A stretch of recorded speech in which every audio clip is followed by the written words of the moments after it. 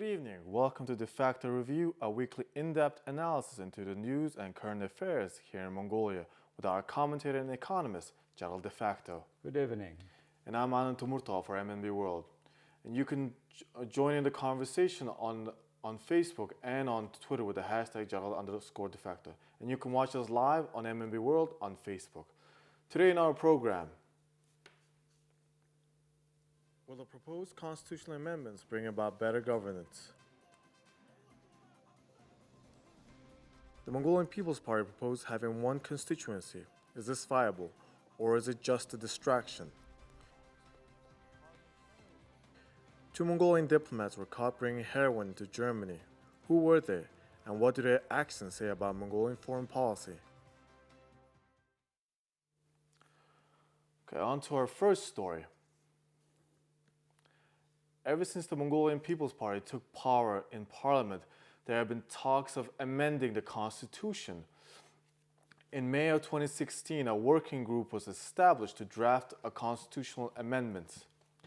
And last Thursday, a draft of the amendments to the constitution was presented to the Speaker of Parliament, and more than 2/3 of the parliament signed off on the draft bill. So this would be the second time the parliament would be amending the constitution. And do you think that through this constitutional amendments we can have maybe a stable governance? And does this amendment fully meet the principles of monitoring the government? And does it also play into accountabilities and all that? Well, according to the ruling party, who has initiated and who is going to amend these constitutions, yes, they say they have organized the so-called consultative opinion, consultative democracy, consultative opinion, where they got many thousands of people opinion, and they have been coming to Ulaanbaatar once. They had the parliament palace was filled with these people, and they discussed 2-3 days the possible amendments. They were selected just by certain options, and then they think that they are represented the whole country. But some, in particular, the opposition party has different opinion. But anyway, this and many other discussions, debates were held. Yes.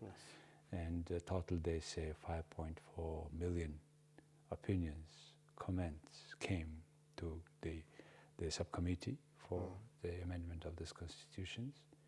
And more importantly, out of 76 parliament members, 67 of them have signed for first round of discussions at the parliament sessions about those suggested amendments. It will take another round, and the parliament has a legitimate right to amend constitutions. Yes. As number 6 provision of Mongolian constitution, and 69th article says that 3/4 of parliament members, if approve, then the amendments will be valid. Yes. 3/4 of 76 is 54, but they have already 67. Yes. So probably they will go ahead with these amendments. So yes, they're in a very good position to amend the constitution. The last time was in 2000, and people did not really like those amendments in those years. And do you know if the Mongolian public really support the changes to this constitution? And what do you think of this constitution changes? Well, the important thing, the question in front of everybody is whether this constitution changes will make Mongolia more better, stable, prospering country. But in order to answer these questions, we should know what is making Mongolian government non-stable. Since 1990, we have almost 20 governments, and it means 1.5 a year for average government term. Yeah. It's really not stable. And why it is not stable? Why it is keep changing the government? it is connected with the conflict of interests, connected with party activities and party elections, financing. Because this financing is secret. Even the members of political parties don't know in details. As a result, it is kind of giving a birth to corruption, to further development of corruption in the country. First issue. Why is it not stable? The second question is, Mongolian political institutions, economic government, all institutions are not consisting of people selected based on merit. They are selected mostly the closeness to their political party leaders, which makes weaker the institution instead of making stronger. And do you think those amendments will change that maybe? The third question was here, whether does it balance three branches of power.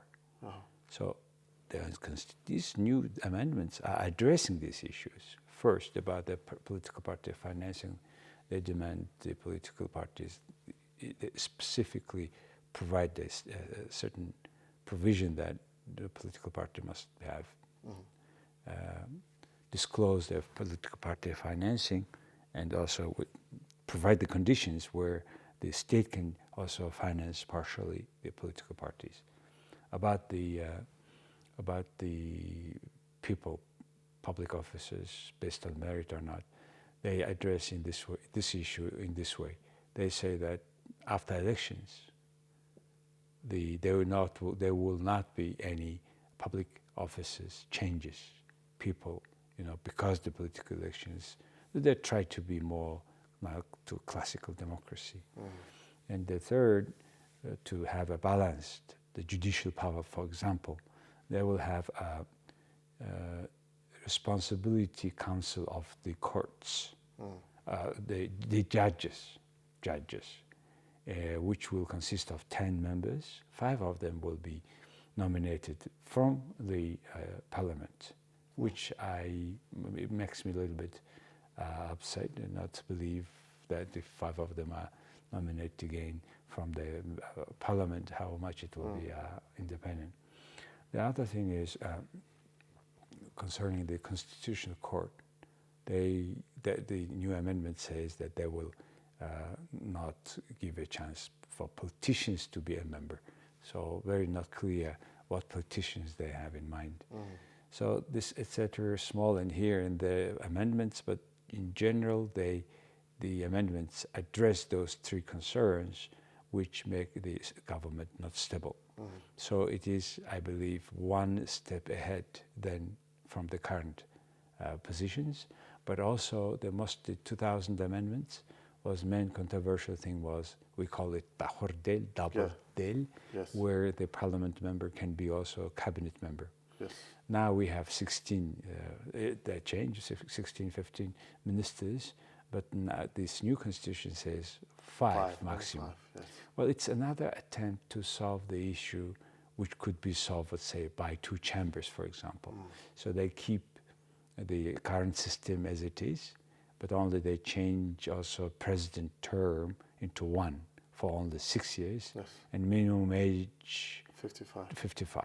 So this kind of changes are there, which I believe are one step ahead towards better solutions. Do you think by making it only 5 members from parliament to have a ministerial position is a good change? Why not get rid of all of it? Like why not have 5 maybe? You know what happened? If all cabinet ministers can be parliament member, then it will be a confusion, because 18 of the 76 seats will be in executive. They have 2 double deals, 18, which is 1/4, quarter of the parliament members. Why not, for example, all of them not to be parliament member, right? That's the question. Yes, we had this situation, but then it turned out we have a very powerful prime minister who does not listen to parliaments. So that's why that's originally why they have changed the constitution in the year 2000. I see. Okay. So what should the public, my last question on this topic is, what should the public look closely into these changes to the Constitution? The public is asking questions whether whatever amendments are coming to the constitutions, will it make justice in Ulaanbaatar, in Mongolia? That's the question. Because there is still quite not justice existing in Mongolia. People come into political power, to ruling the heads of many public administrations. These people are becoming rich, and they are selling our land under the table. Good example is all around how Ulaanbaatar land is used. Yeah. Look at the valleys of Bogd, the South Mountain. Yeah. Nobody is taking responsibility. Yet everybody is selling one spot for maybe $7 million, Yes. and the money is not coming to state coffee. Yes. And many lands, if they were auctioned, for example, the proceeds would be enough money to have good sanitation conditions for Ger district. And instead now, few people, I don't know how they are receiving this whole permissions, licenses, but I know one thing, those who is becoming ministers, in particular Minister of Protection of the Nature, for example, these people are becoming rich. That's a shame. Well, moving on to our second topic,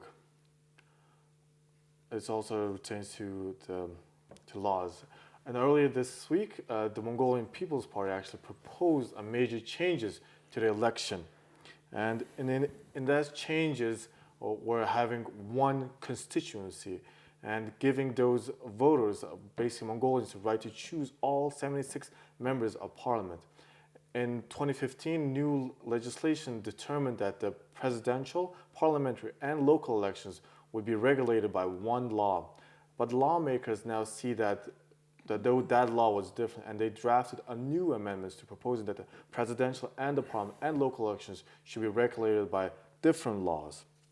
So yeah, early this week, our Deputy Speaker of Parliament proposed that, with this working group, that proposed that we should have one large constituency, and it was probably the best choice to have a voting system. That was his argument.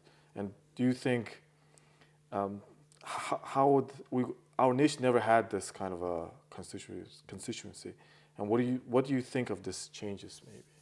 Well, according to him, the Deputy Speaker, who is the head of also the People's Party, he said that we have tried many, 4 different versions, and now it's the 5th, and it's the best, he said. Yes, he did. His argument is to make a control country into a single constituency, single district. Yes.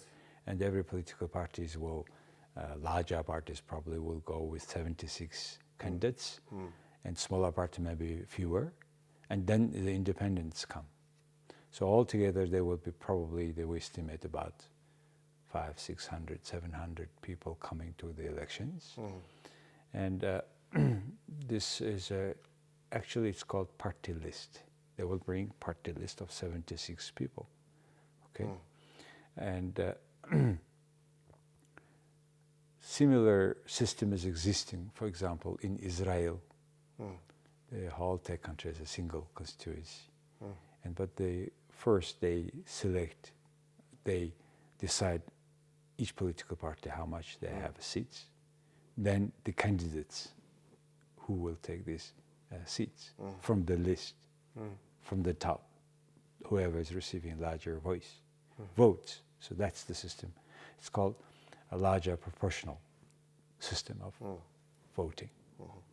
And do you think this will actually bring the good changes? It will be better for Mongolia? There is one positive thing. The voter will have more choices. Before we had, say, from one political party 2 candidates, and none of them we don't like, for example. So even there is an idea that maybe we will put in the voting list that none of them I want to vote, like we call it white option, white vote last at the presidential elections, we call it. So you have good thing is you have options. Now options so much that you have 700 candidates and you have to select one. But there is some technical difficulty with that, which can be solved as well.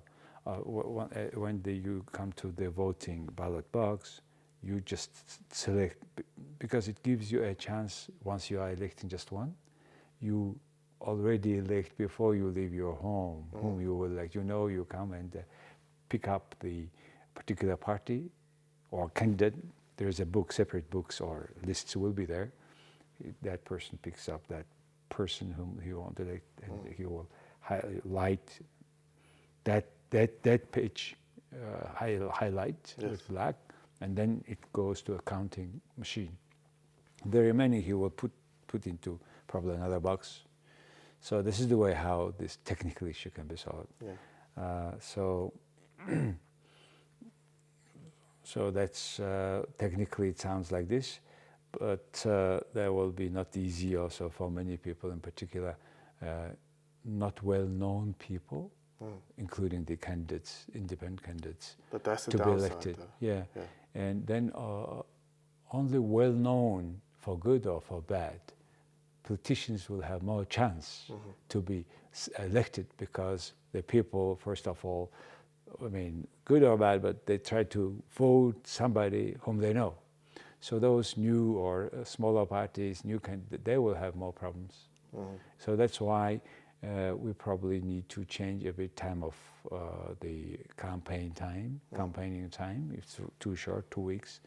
So this kind of, I think, consequence will come. Lawyer Inkbayar actually spoke about if we have this kind of a system that we will actually lose representation in the ethnic minorities and other rural areas. Do you agree with that? That's what one of the negative part is. Maybe very remote areas may lose, or minority may lose their representative, as the person usually everybody knows, usually stay or live in Ulaanbaatar city. So they will have Ulaanbaatar city will have more chance to be represented compared with the remote areas. Yeah, that's one concern. But positive side also is now when we have smaller constituencies, every parliament member is working for that constituencies, and our limited public money is divided into small fractions and not creating something substantial that is changing life of people, daily life of the people. As a result, nothing is changed, because very small money is used for, say, local development, regional development, a road, buildings, kindergarten, schools. Then when it is not enough money, the people leave the countryside, come to Ulaanbaatar, and creating more pollutions and conjunctions in the city. Yes. And I heard that also by making this, the Mongolian People's Party is so broken that they're proposing this. And how would you see that, how will this election system affect the composition of the political party maybe? I think in a rather positive way than negative, because before competition in between the members of the same party, same candidates, candidates of the same party, they had the chance to personally attack, all this possibility there was. But now you cannot attack 75 of your political party candidates. So the way you make a difference is you come and go out, discuss, be different on your position about principles, about political party financing, more transparency, this kind of discussions. The debates of the institution's capacity will go rather deeper than on the surface as it was before.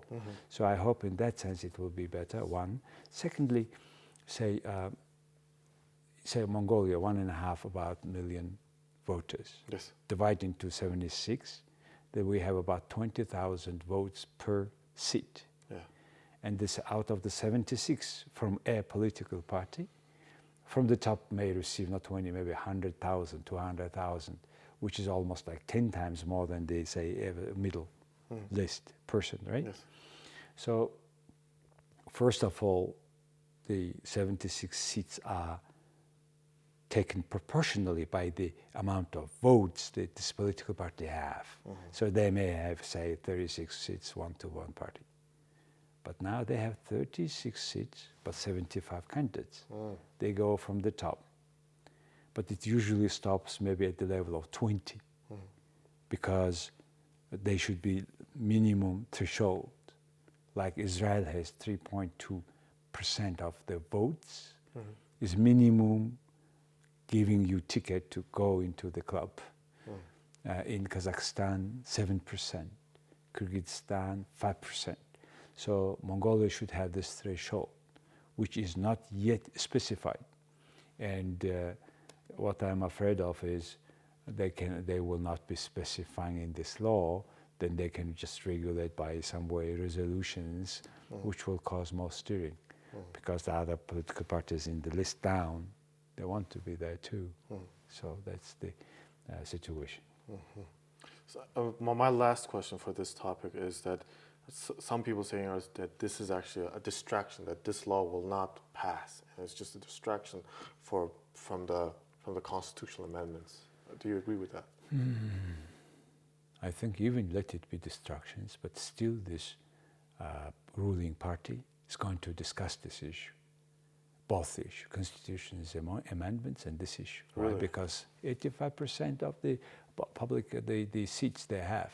Yeah. But the dangerous thing for those newcomers, they are among the 65, they were quite new parliament members.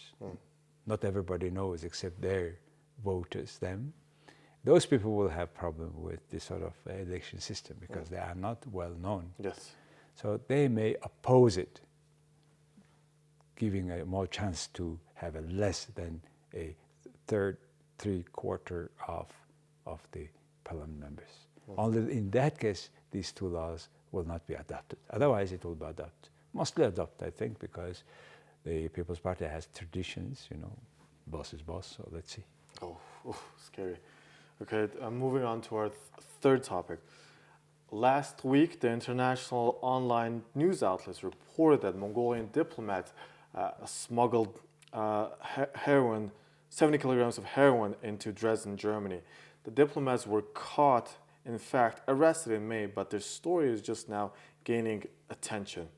And the Mongolian Ministry of Foreign Affairs actually acknowledged the incident. It's been confirmed that the two Mongolian citizens who were arrested last month were a diplomat and a driver for the Mongolian consulate in Istanbul. So, I assume that they will not actually show the names, but they did. So tell us, who were these people who used diplomatic passports to smuggle drugs across borders? Not even Mongolian borders, it was from a foreign border to a foreign border. Several countries, huh? Yes. The news actually hit with ikipress.com. Understand it's a key party, is the more Turkish ruling party press, I understand. And they have put in English this news.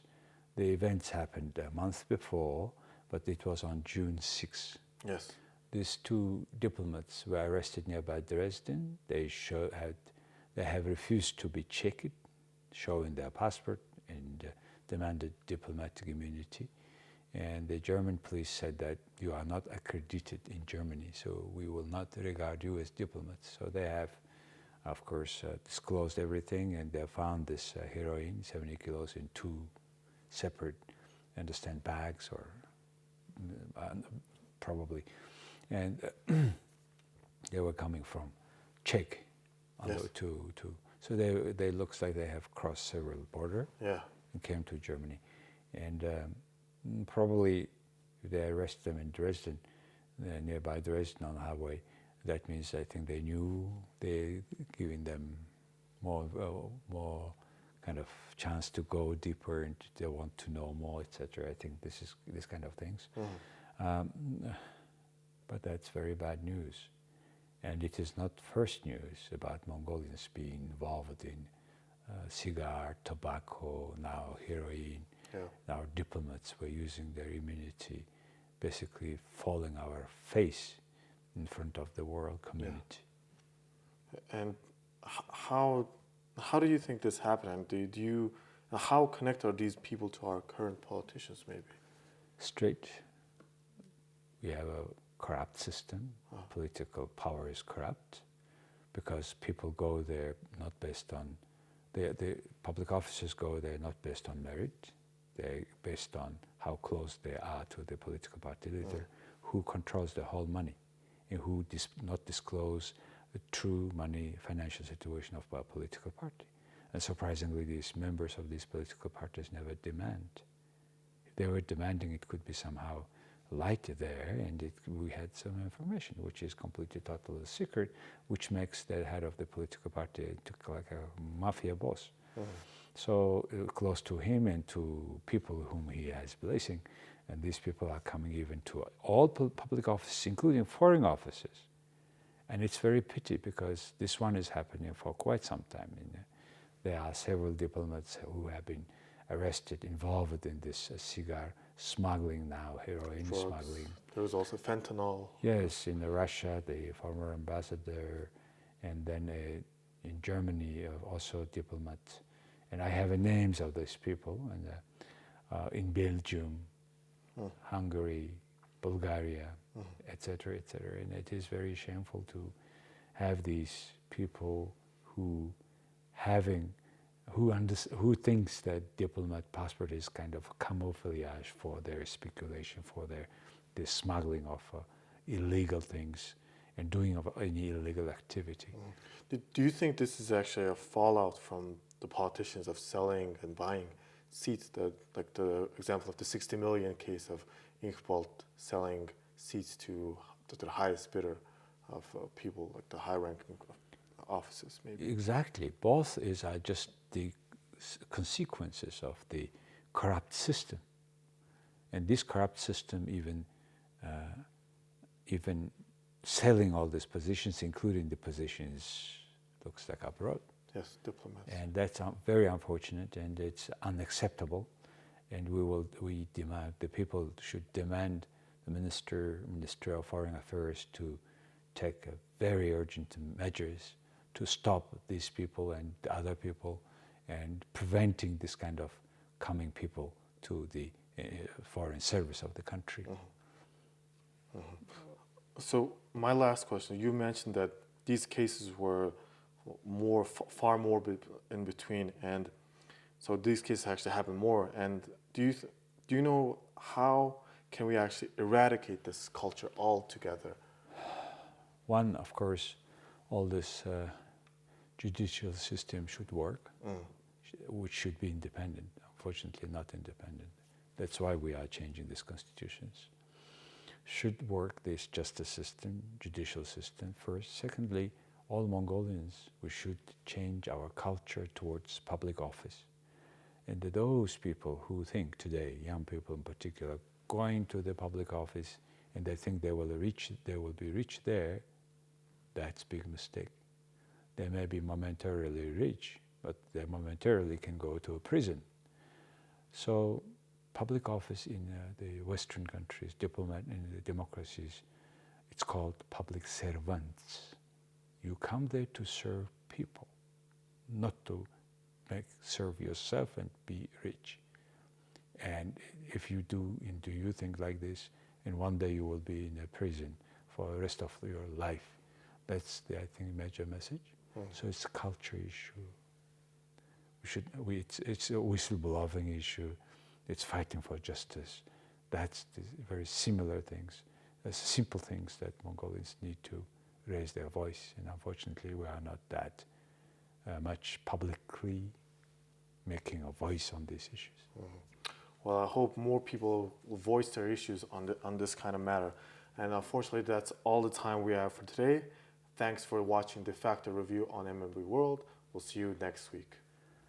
Bye-bye.